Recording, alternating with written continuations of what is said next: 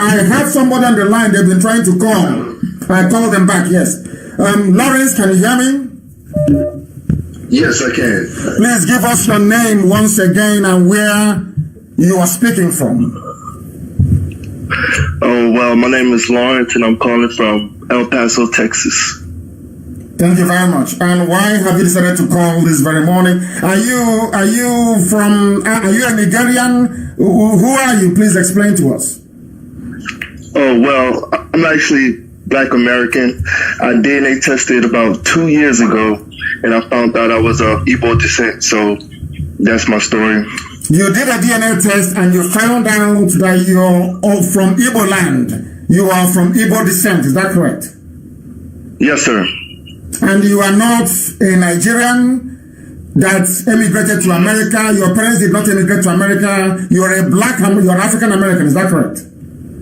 Yes, sir. We've been here since 1816.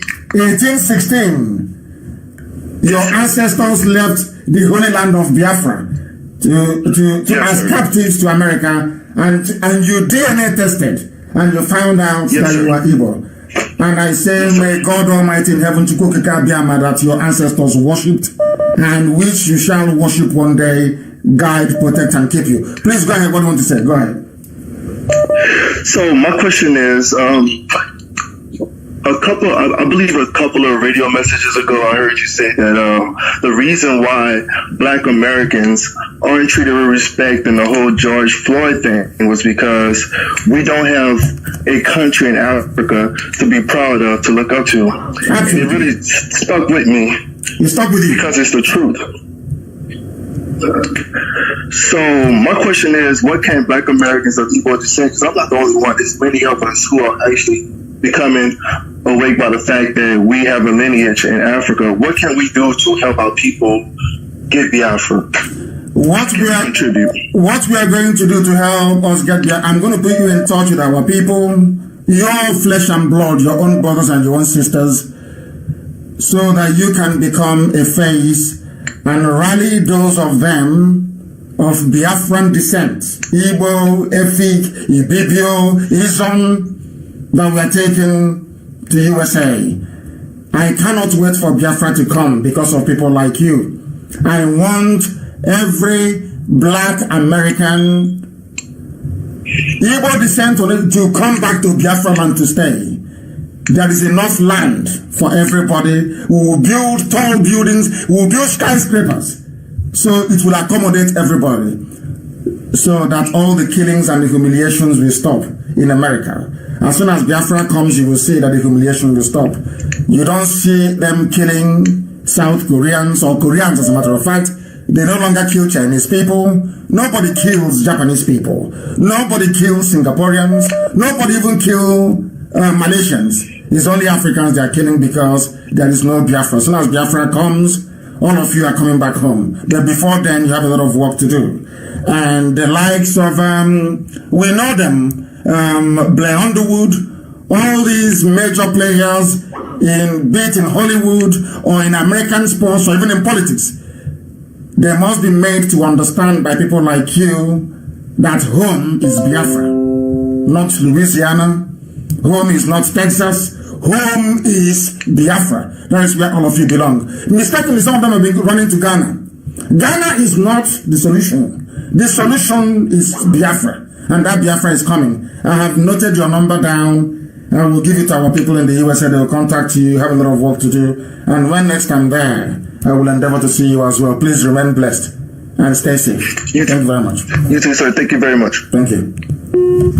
When I say that he's been calling and calling and calling, I saw the number and I said, let me try and get back to this very person. And all of a sudden he's one of us. He did DNA test. That is why all of you are going to be baby sabotua.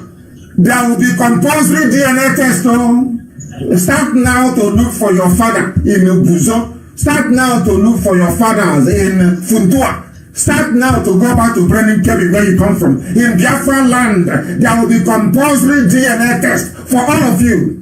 Babies have to go back to the north where you come from. Biafra is going to be like a rainbow nation, a true rainbow nation. We have children in Japan, we have children in Indonesia, we have children from Malaysians, we have children from China, we have some from Russia, and our children are from even South Africa, from Brazil, from Ghana, from everywhere. You bring them back, and Biafra will be a truly colorful rainbow nation. And we welcome all of them with open arms. We welcome them with open arms because blood is always thicker than water. I thank this Lawrence. Oh my goodness. I will pass the number to our people, to Obido Biano and our crew in the USA, to make sure that he is part of, to get black Americans to join. Let us forget Ghana. Well, what is Ghana? The majority of slaves we are taken, or captives, we are taken from Biafra land, not anywhere else. The most expensive slaves in America were Biafran slaves. It is there for the whole world to see. His name is Lawrence. I will let Obido Biano have it.